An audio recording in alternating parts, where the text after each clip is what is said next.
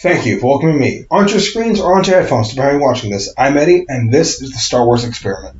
So this time I watched Star Wars: The Clone Wars Season 2, and hell yes, did it step it up. Not that Season 1 wasn't great, but Season 2 just did that much more. It was fucking great.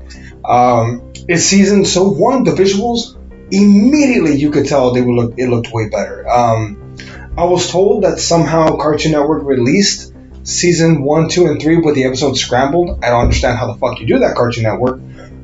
But that said, though, you could just tell immediately from the first episode that this one visually looks better, from different costumes, different effects, more emotion, more stuff is going on. There's a lot more in the background. And it took a lot of the concepts from the first season and elevated them. For example, multi-episode storytelling, taking 3 episodes to tell one overarching story and having 3 mini acts within those stories. In particular, I did love Obi-Wan wanting to get with the Chancellor.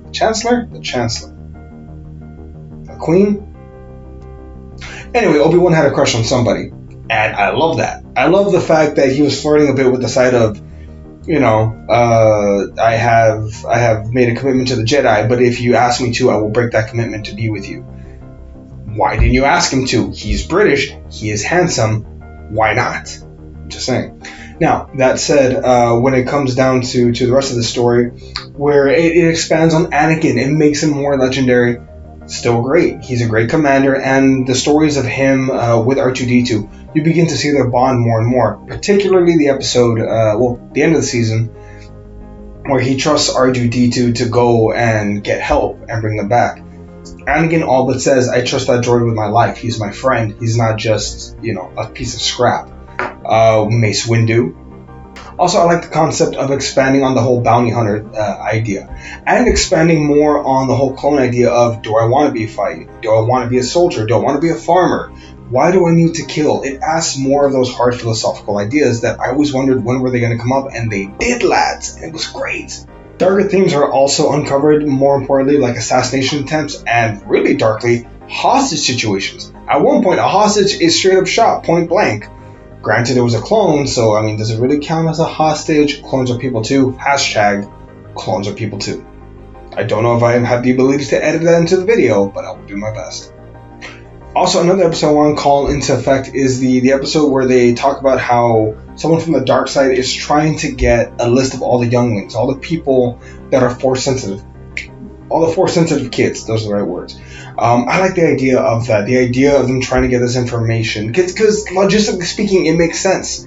In the same way that this whole series is talking about war and the way in which they battle, this season also talked about, certain things as far as we need more clones for the war. Well, if we have more clones, the fighting will continue. No shit, Sherlock. What do you expect? We don't stop getting clones until the war is won, and then after that, what happens?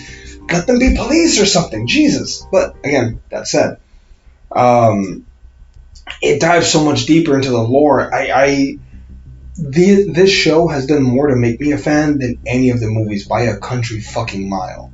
I'm only becoming a bigger fan. There was a serious lack of General Grievous in this season, but hopefully he'll be back next season. We shall see. One last thing, quick shout out, R2-D2, you still the MVP boy. Love you. But yeah, that said, damn it, I am a fan, and I can't wait to see where we go next. Maybe by the time we see Season 3, 4, hopefully soon you will see a Lego R2-D2 here. Eventually, we will get there. But yeah, that said, I'm Panetti, this was the Star Wars experiment, and we'll see y'all soon. Bye, everybody.